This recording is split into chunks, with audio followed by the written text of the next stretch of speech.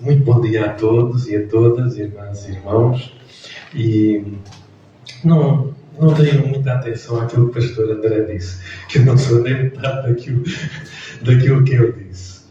Mas daqui a pouco ele já vai falar um pouco mais acerca de mim.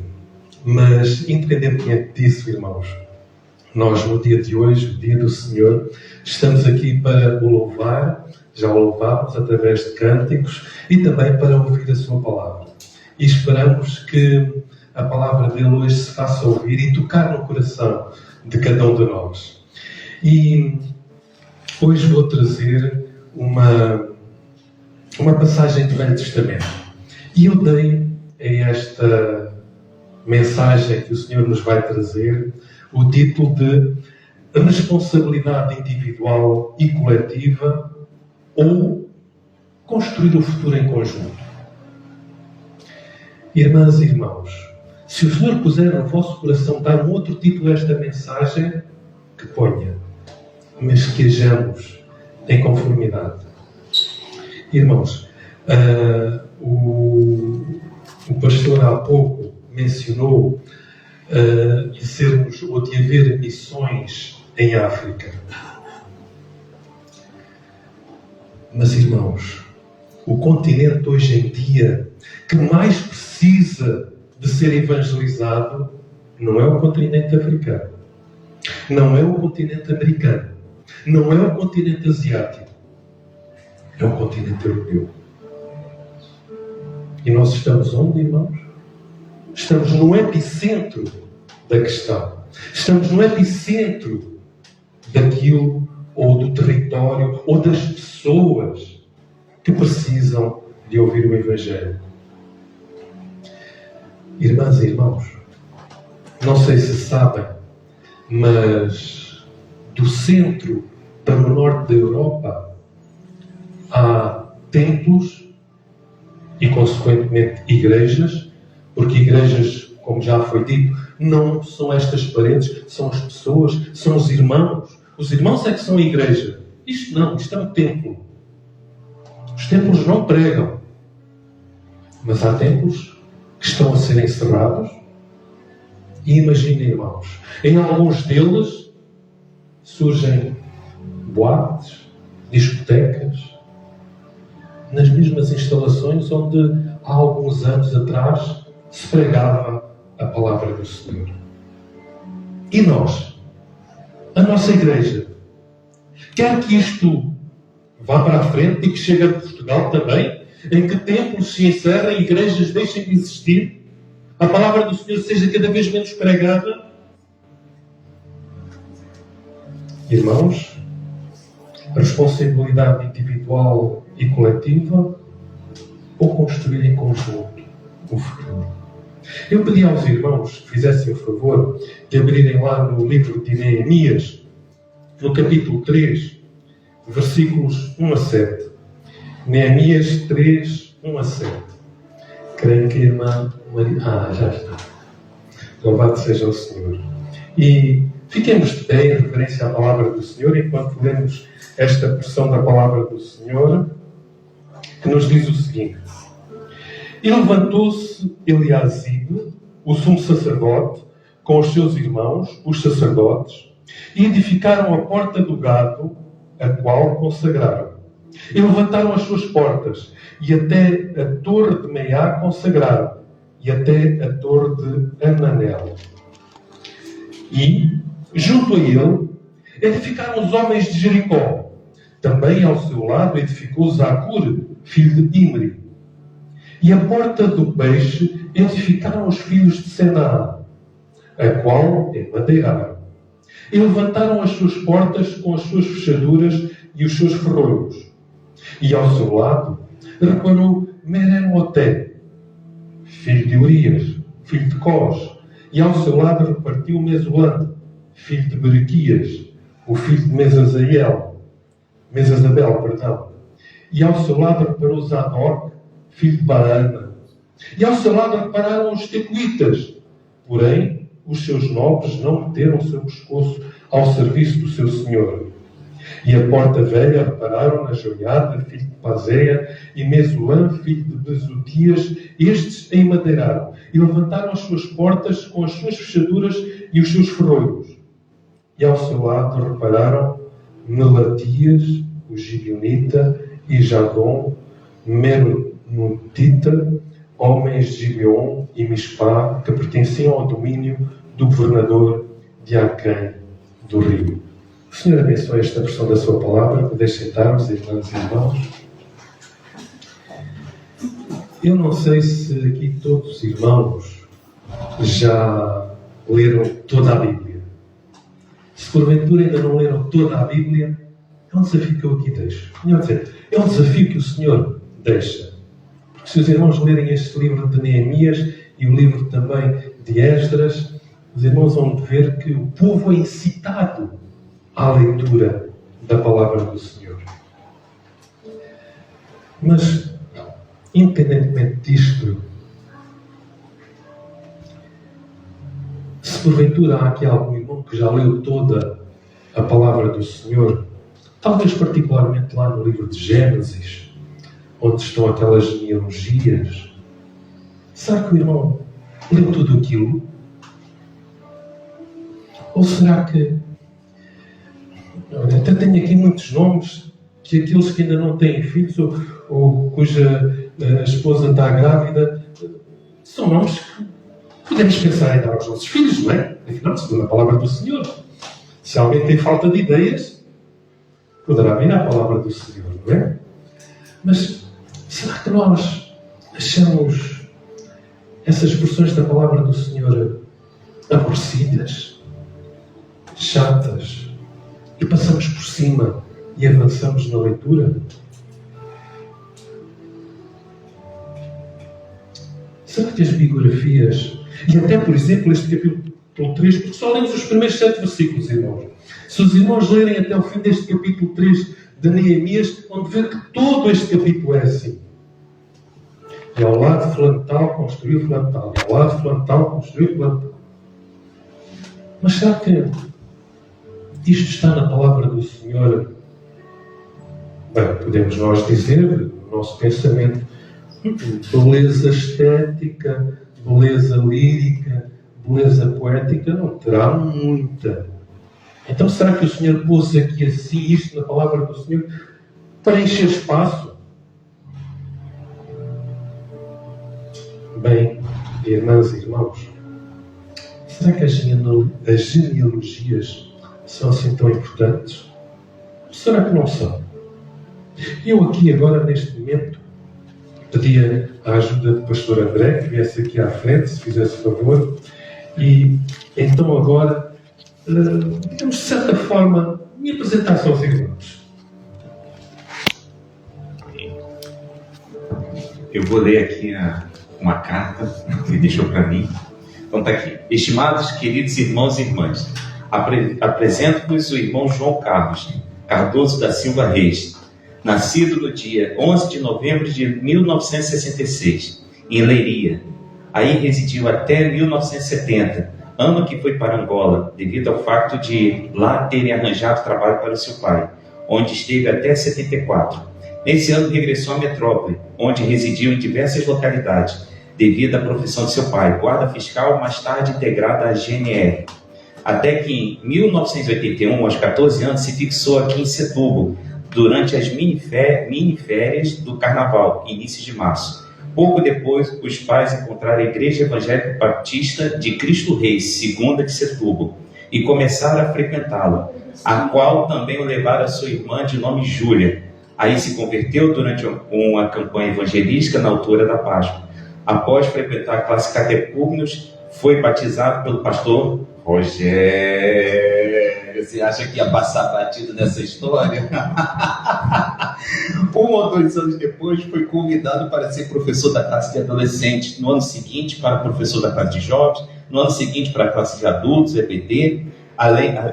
Faz tempo que eu não escuto aqui em Portugal esse nome, EBD. Além de professor de EBD, também foi Com o passar do tempo, recepcionista, tesoureiro, secretário, presidente da União de Jovens, tesoureiro, secretário da igreja, também responsável espiritual da mesma em 2 períodos em que a igreja ficou sem pastor, também fez parte de diversas comissões, incluindo a obra de ampliação do templo, além de ter sido coordenador dos professores das classes de adultos, dos jovens da IBD, entre outras funções dentro da igreja. Por volta do ano de 87, sentiu a chamada do Senhor para o ministério pastoral. Em 89, conheceu a irmã Elsa Brandão Miranda Alves Reis, já falei o nome todo, mas não estou chateado com você, tá, Elsa?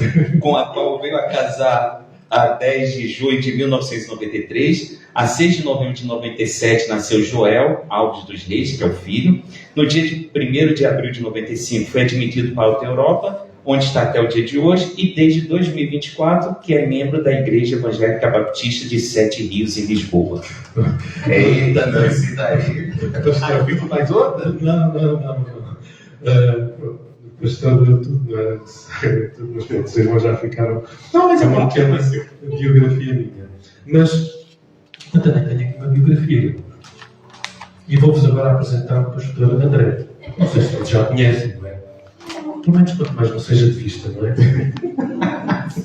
Quanto mais não seja. Então, irmãs e irmãos, apresento-vos o pastor José. O pastor André, perdão.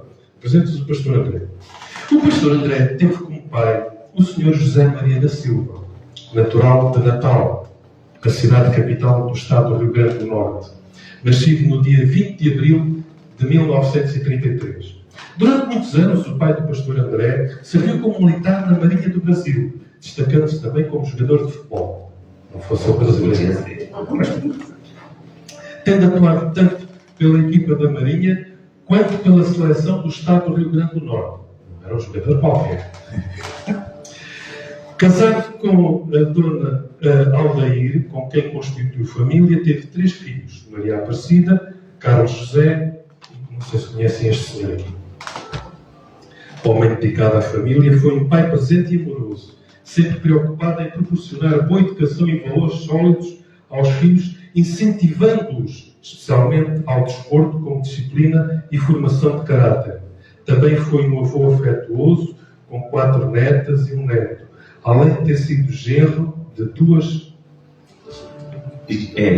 tendo tido um genro tendo tido um genro e 2 noras. O Sr. José Maria era conhecido pelo bom relacionamento com todos, cultivando muitas amizades ao longo da vida. Nos últimos anos, louvado seja o Senhor, reconheceu Jesus Cristo como Senhor e Salvador e partiu para a eternidade em paz com Deus. Aleluia. Louvado seja o Senhor. Não sei se os irmãos se perceberam, mas eu disse alguma coisa do pastor André. O pastor André disse praticamente tudo acerca de mim. Mas eu agora só disse do pai, pastor André. Irmãs e irmãos, são 2 perspectivas de biografias. Enquanto que no mundo ocidental a ênfase está feita para o eu sou fulano tal, nasci em tal, fiz este curso tal, fiz aquilo tal. Na Índia, irmãos, pelo menos não é agora, isto com a globalização, mas pelo menos até há alguns anos atrás, quando se apresentava alguém, não se apresentava a pessoa em si, apresentava-se os pais da pessoa. Irmãos, e nós? A quem é que estamos a apresentar na nossa vida? A nós ou ao nosso Pai Celestial? Qual é a perspectiva da biografia que temos? A nossa, eu fiz isto, eu fiz aquilo, eu batizei, aconteceu isto. Ou nós estamos aqui para falar do nosso Pai Celestial? Muito obrigado, pastor André. Irmãs e irmãos, e é para isso que, de certa forma, Neemias nos está aqui a chamar a atenção. Para nós falarmos do nosso Pai Celestial. Porque antes de estar a acontecer isto que está relatado neste capítulo 3, se os irmãos lerem o primeiro versículo do primeiro capítulo deste livro diz-nos o seguinte: as palavras de Neemias, filho de Acalias, e sucedeu no mês de Quisleu, no ano 20º, estando eu em Susã, a fortaleza.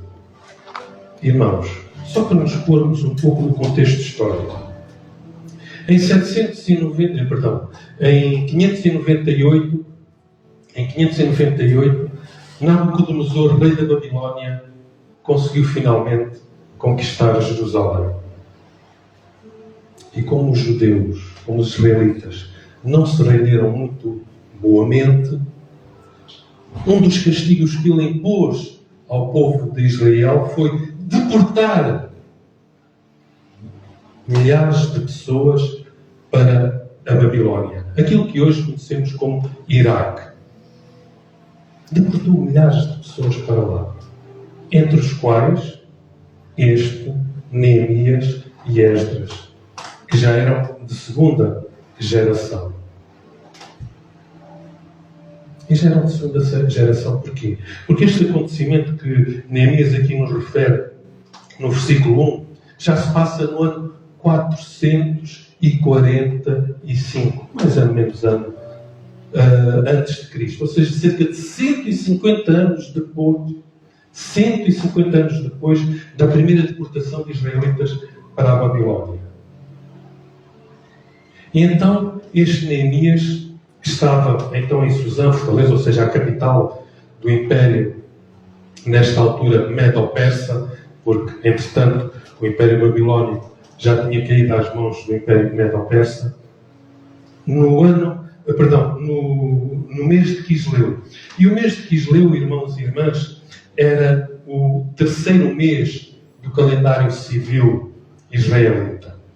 Os israelitas tinham ainda dois calendários, um religioso e um civil. Mas, baseando-nos no calendário civil, era o terceiro mês.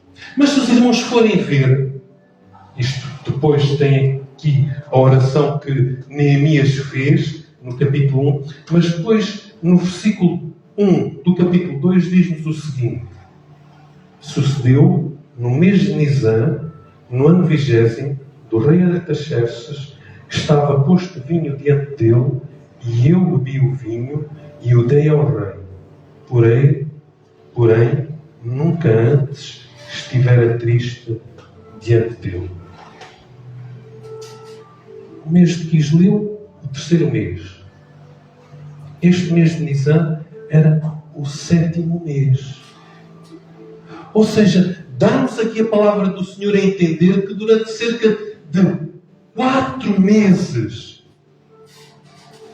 Neemias orou ao Senhor por causa disto que está aqui no versículo 2 do capítulo 1. Veio Anani, um dos meus irmãos, e algum deles, e perguntei-lhes pelos judeus que escaparam e que estavam no cativeiro acerca de Jerusalém, e disseram: os restantes que restaram do cativeiro lá na província estão em grande miséria, desprezo, e o muro de Jerusalém e as suas portas queimadas a fogo.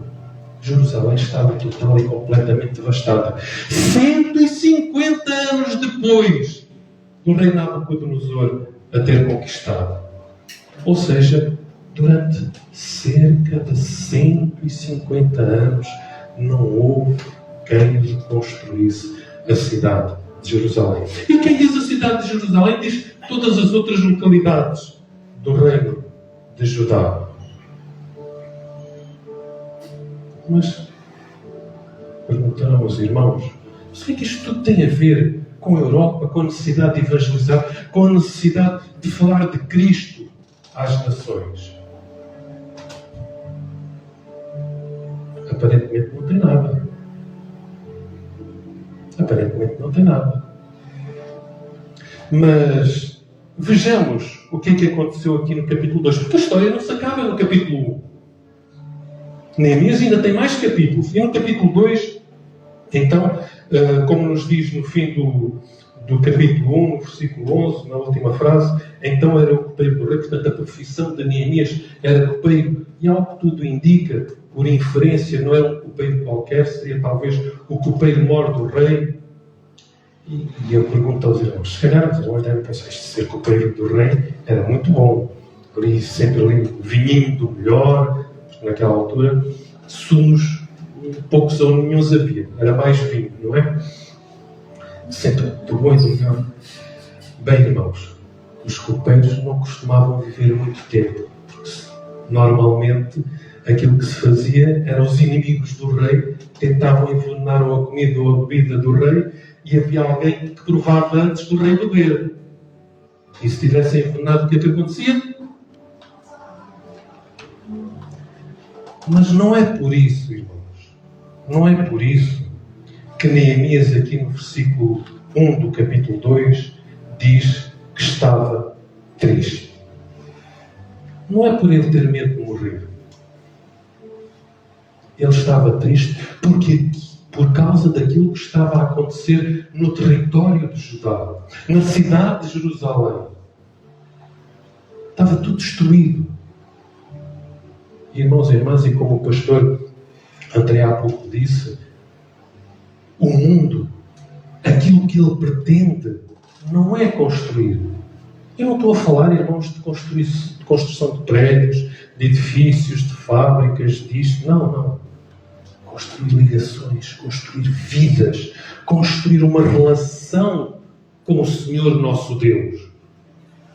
Isso o mundo não quer. O mundo quer é destruir isso. Quer, como diz o velho adágio popular, separar para reinar. Ou dividir para reinar. E é isso também que o inimigo quer. Dividir para reinar. Mas nós vamos ver aqui assim, irmãs e irmãos, que após Neemias se ter mostrado triste diante do rei, e irmãos, os reis gostavam de alegria, de sorrisos, não queriam cá saber de tristezas. Mas ele estava triste e temeu pela sua vida. Por isso é que ele diz aqui no versículo 2 do capítulo 2, isto não é senão tristeza de coração, então temi muito em grande maneira, porque o rei podia mandá-lo executar ou mandá-lo prender por se apresentar triste diante do rei, em vez de alegre e contente.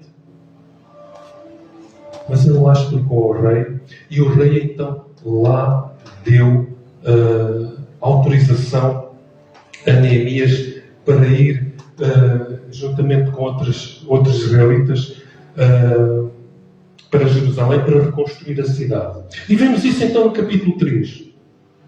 E levantou-se Eliacibe, o sumo sacerdote, etc. Irmãos, nós podemos considerar este capítulo 3 da palavra do Senhor um bocado aborrecido. E construiu.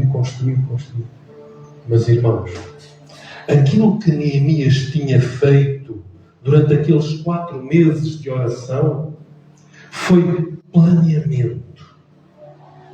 4 meses de oração. 120, 122 dias, 123 dias. Foi durante esse tempo todo ele esteve a planear para depois fazer aquilo que está no capítulo 3, que é a reconstrução da cidade de Jerusalém. E irmãos e irmãs, não é só em Neemias que nós vemos isto do planeamento, de nós fazermos as coisas como também diz aquele adágio popular, com cabeça, tronco e membros. O próprio Senhor Jesus Cristo, lá em Lucas, capítulo 14, versículo 28, os irmãos podem abrir as vossas palavras. Lucas, capítulo 14, versículo 28, diz-nos o seguinte: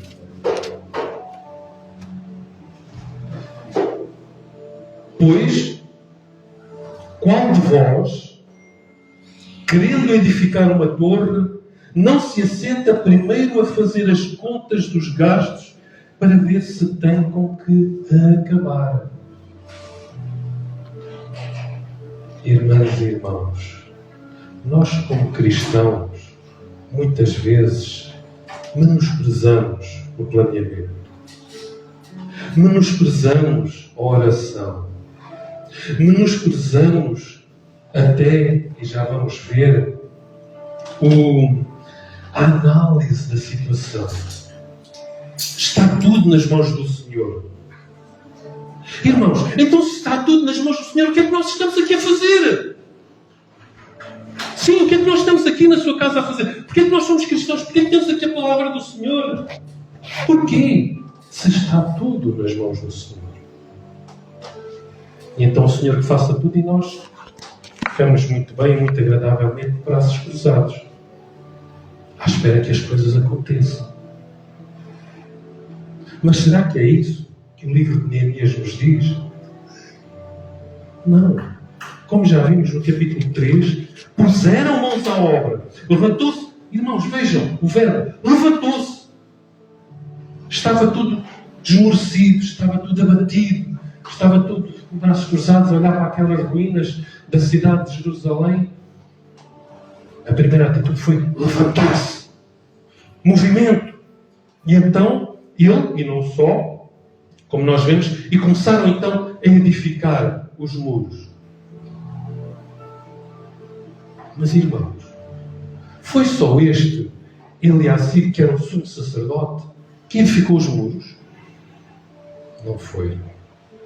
Se os irmãos estão à espera que o pastor André faça tudo, ou qualquer outro pastor que aqui esteja à frente da igreja faça tudo, então, irmãos, é melhor irem esperando sentados, porque não dá. Não consegue. Além do Senhor não querer isso, nós humanamente temos limitações. O dia só tem 24 horas para cada um de nós. Não é só para mim. Não é só para o irmão, não é só para a irmã. É também para o pastor André. É também para a esposa, para a irmã Ana. Então, o que é que aconteceu? Então, ele fez a sua parte e depois diz-nos no versículo 2 e no versículo 5: e junto a ele edificaram os homens de Jericó. Ou seja, irmãs e irmãos, o propósito do Senhor, o trabalho de evangelização que Ele nos propõe, é um propósito para todos nós, para cada um de nós. Um vai até aqui, o outro depois vai mais adiante, o outro vai mais para o lado, o outro faz aqui, o outro faz aqui. Mas tudo com ordem e decência. Eles não reedificaram a cidade de Jerusalém, os muros da cidade de Jerusalém, de qualquer maneira. Não, fizeram todos de modo a que as coisas se encaixassem. Tudo coordenado. Tudo conforme fez Neemias, com planeamento. Mas também ele analisou a situação, irmãos. Ele não começou a meter mãos à obra sem ter analisado a situação. Vejamos no capítulo 2, irmãs e irmãos, dos versículos 11 ao 16, o seguinte que nos diz a palavra do Senhor.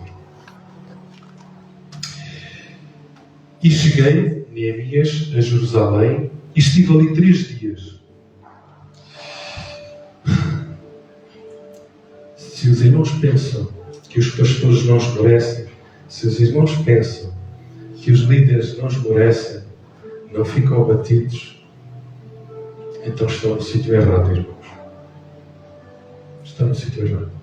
Às vezes os pastores também esmorecem. Os dirigentes também se abatem. E após a chegada teve 3 dias Neemias sem saber o que é que havia de fazer. Deve ter visto aquela... Aliás, antes de chegar à própria cidade de Jerusalém, já vindo no caminho, ao longe já havia aquele montão de escombros. Mas não se fica por aqui, irmãos. Continua no versículo 12. E de noite me levantei e poucos homens comigo. De noite, quando mais ninguém via. Irmãos, quando nós evangelizamos, quando nós pregamos, quando nós falamos de Jesus Cristo aos outros, será que é para nos mostrarmos? Será que é para nos vermos? Olha, eu estou a falar de Jesus Cristo. Eu estou a evangelizar. Eu estou a fazer aquilo que a palavra do Senhor diz.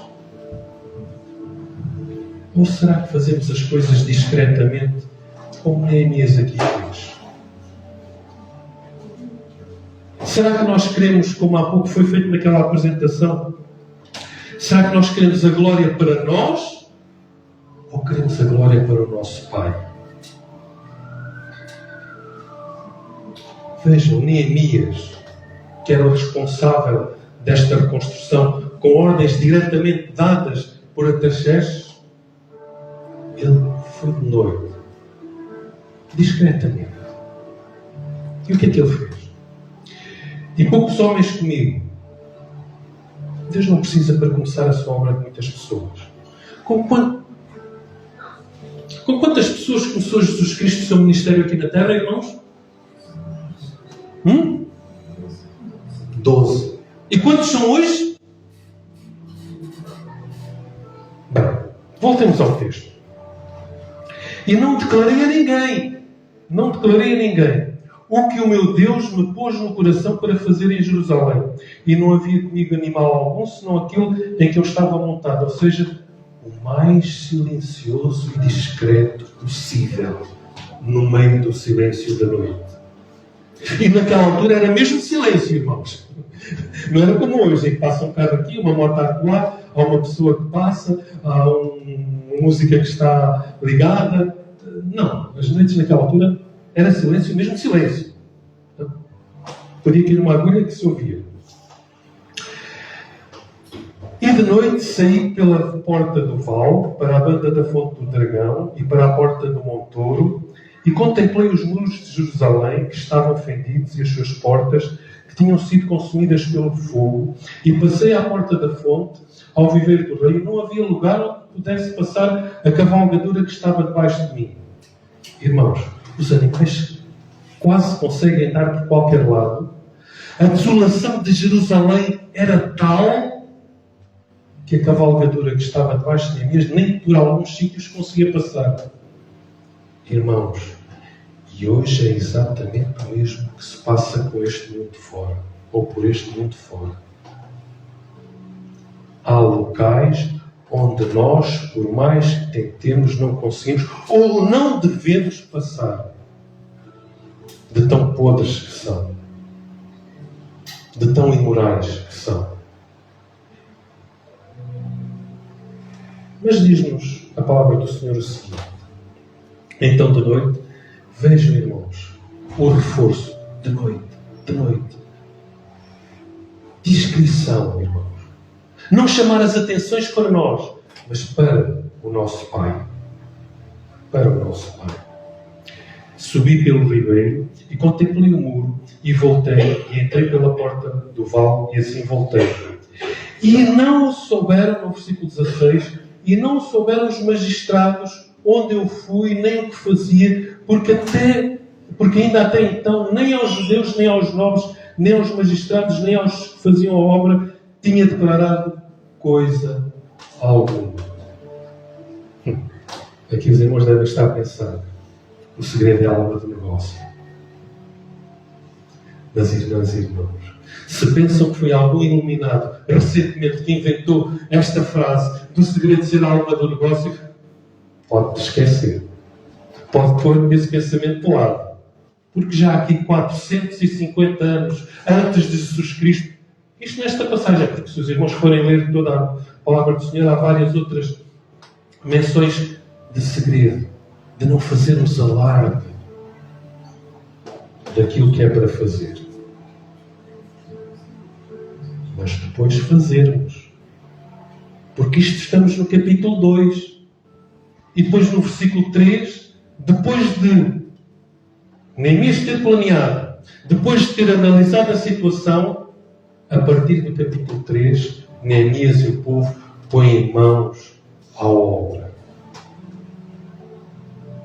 E ainda hoje, irmãos, ainda hoje, o Senhor nos pede para nós orarmos, dependermos dEle, planearmos as coisas, fazermos as coisas convenientemente, analisarmos a situação, sem grandes alardes, e depois, irmãs e irmãos, pormos mãos à obra, porque esta Europa, este Portugal, bem precisa, ou será que nós não amamos os nossos concidadãos e queremos que eles vão para o inferno em vez de irem para o céu connosco? É que só há 2 lugares. Não há um terceiro, nem um quarto. Só há 2. E se não for o irmão, se não for a irmã, se não for eu, se não formos nós a evangelizar, podem ter a certeza absoluta que aqueles que estão aqui por cima não vão ser. Porque presumo eu que a esmagadora maioria das pessoas que estão aqui por cima do templo não são cristãs. Porque em Portugal, segundo as estatísticas, só cerca de 1% das pessoas são cristãs. Cerca de 100 mil portugueses são cristãos. Os outros podem-se dizer cristãos. Podem-se dizer. Mas tal como Jesus Cristo disse, não é a minha mãe, nem é o meu irmão, mas aquele que faz a minha vontade. Irmãs e irmãos, para concluirmos, vamos até ao capítulo 6 de Neemias, versículo 15, ver o que é que nos diz a palavra do Senhor. Irmãos, depois de cerca de 120 dias de oração, depois de uma análise em diversas noites da situação real em que estava a cidade de Jerusalém, diz-nos a palavra do Senhor em Neemias 6, versículo 15: acabou-se, pois, o muro aos 25 de Elul, outro mês do calendário civil israelita, em 52 dias. 52 dias.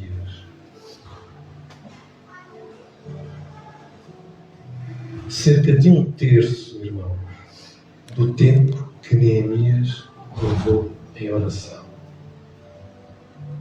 Os irmãos querem que a nossa igreja cresça depressa. Os irmãos querem que mais e mais pessoas venham ao conhecimento da salvação. Os irmãos querem sair destas instalações e irmos para outras maiores. Então oremos. Analisemos a situação. E muito rapidamente teremos que mudar de instalações. Que o Senhor assim nos ajude e nos abençoe. Pastor